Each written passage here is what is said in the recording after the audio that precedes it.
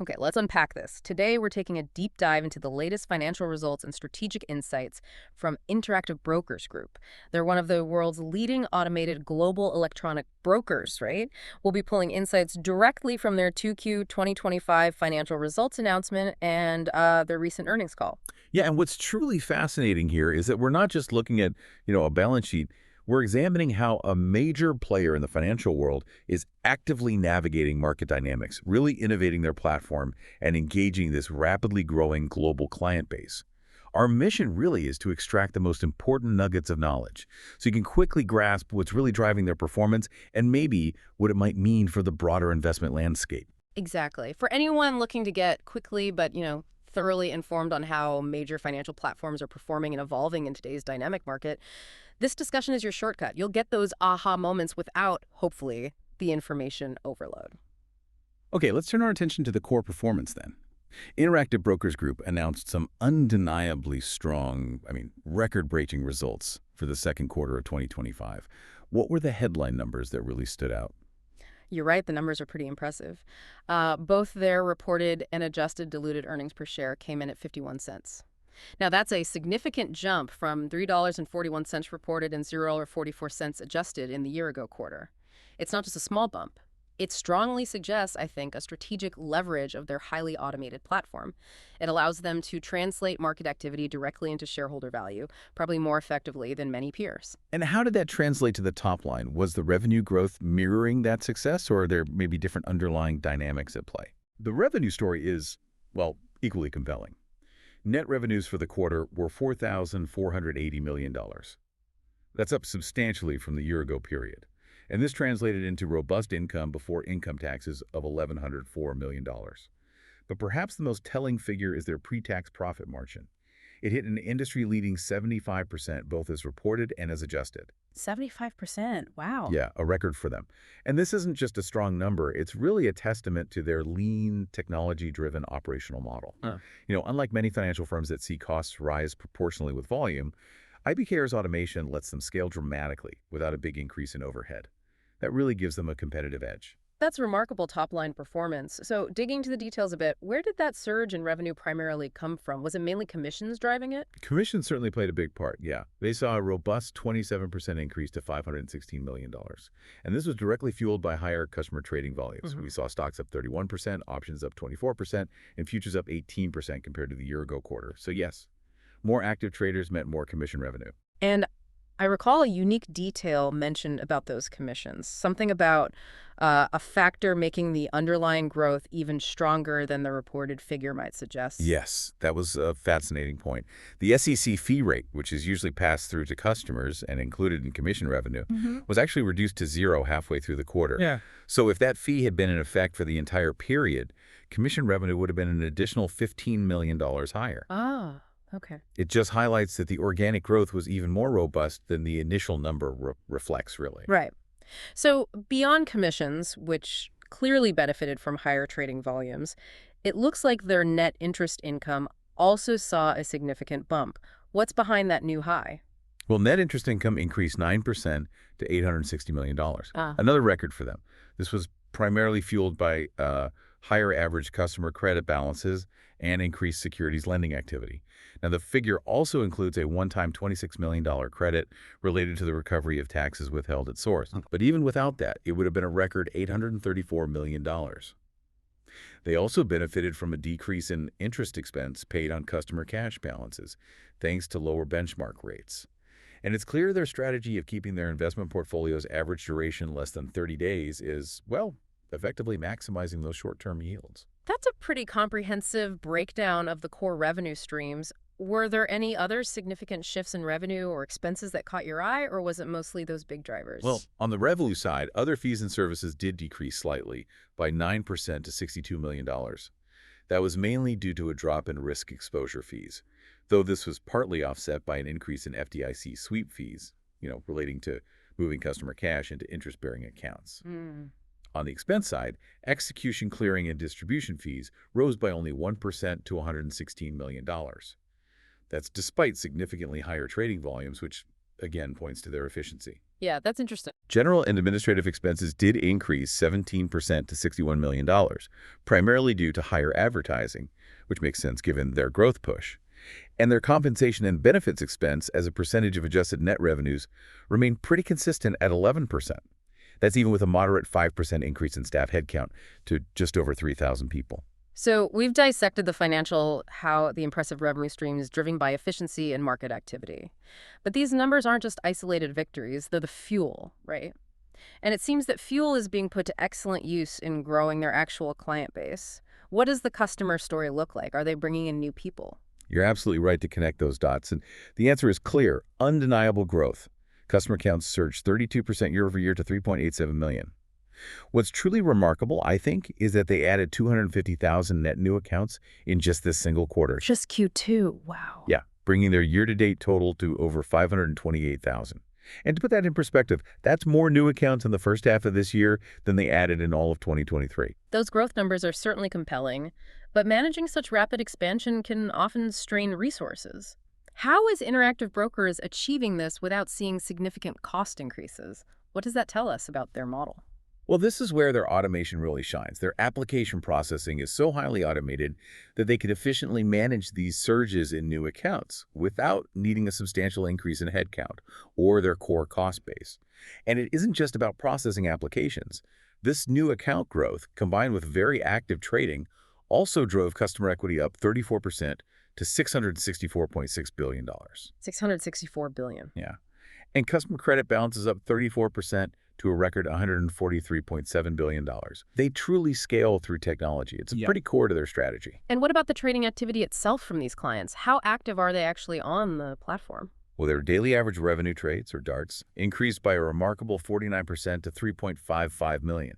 And a key attraction, as highlighted by their CFO, which is clearly bringing in these new customers, is the highly competitive interest rates they pay on customer cash. Oh. Currently, it's 3.83% on qualified U.S. dollar balances. That's well above what many traditional banks offer, so it's a powerful incentive. Okay.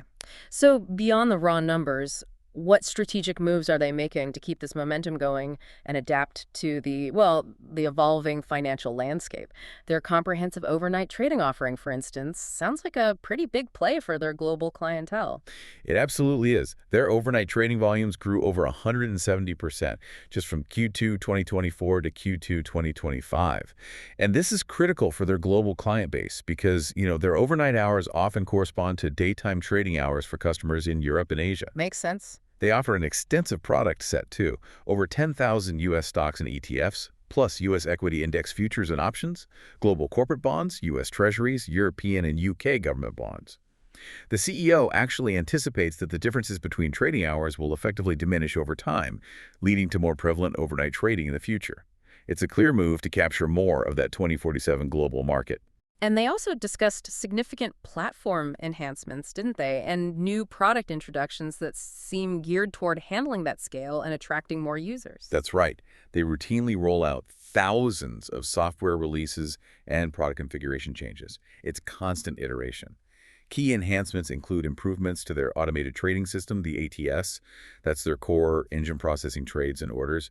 It's now robust enough to handle volume spikes up to 20 times normal. 20 times, okay. And their smart order router, the sophisticated tech that automatically directs trades to the best market venue for best execution, price improvement, rebates, that was also significantly enhanced.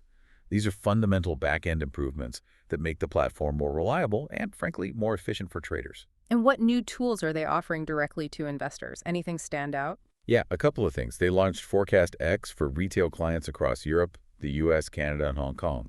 That expands into forecast contracts on various markets indices, Forex, crypto.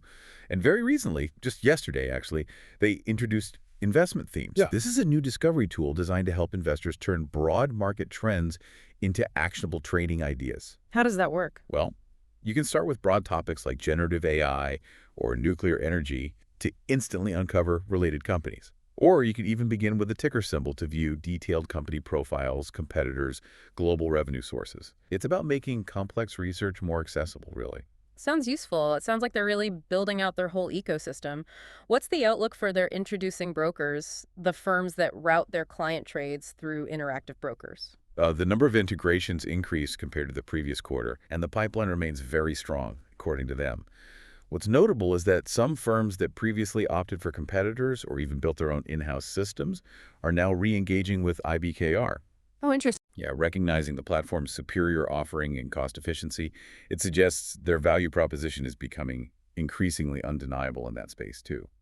Given all this growth and innovation, how are they managing their capital? And what's their broader outlook on the market itself? Well, they completed a 4-for-1 forward stock split back on June 17th, and they increased their quarterly cash dividend to dual 0.088 cents per share. That reflects a new annualized rate of $1.28, or $1.32 on a split-adjusted basis. Okay. Their capital allocation strategy currently seems to favor returning capital to shareholders via dividends, largely because, as they stated, they find few acquisition opportunities at a sensible price in the current environment. They seem pretty content to focus on organic growth and efficiency for now. And the founder and chairman, he offered a quite bullish perspective on the current market environment during the earnings call, didn't he? What was his overall sentiment? He was remarkably confident, stating that he expects this environment to be, and I quote, very, very favorable to brokerage firms in general and investment banks in general, and specifically for interactive brokers. He truly believes it's a great time for us and anticipates continued growth. He noted they expect to add their 4 millionth customer sometime in the third quarter. 4 millionth? Yeah, which is just 1 year after reaching 3 million. So the pace is accelerating. That's a very confident outlook from the chairman. What, if anything, could potentially derail that positive trajectory? Or are they truly so insulated from broader market headwinds? That's a fair question. While he's bullish, his optimism largely seems to stem from their underlying model, their cost efficiency, global reach, technological scalability. Sure, a broad market downturn could impact trading volumes across the whole industry, but IBKR's lower cost structure and broad product offering might make them more resilient, perhaps even more attractive to cost-conscious investors during tougher times. Their focus on automation definitely insulates them from some of the margin compression other firms might experience. So while no one is fully insulated, their competitive advantages do seem to provide a pretty strong buffer. Okay, let's dive into some specific topics then, ones that are generating a lot of discussion in the financial world, starting with their cryptocurrency strategy. It sounds like they're looking to expand significantly there. They are, yeah. They have an investment in the cryptocurrency exchange Zero Hash, and they participated in its recent capital raise.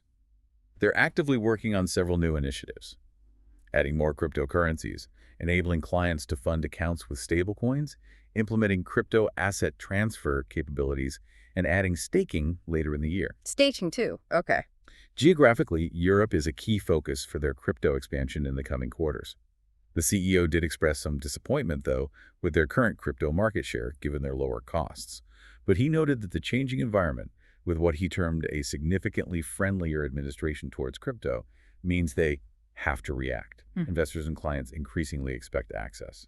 Right.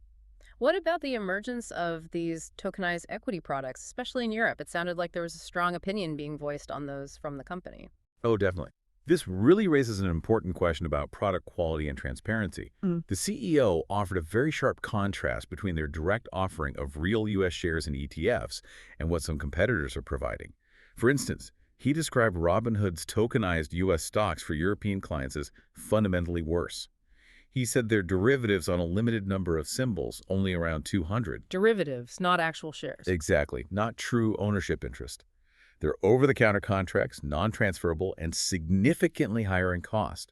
He gave a hypothetical. A $10,000 investment would cost $10 with Robinhood compared to roughly $1 with Interactive Brokers for a real share.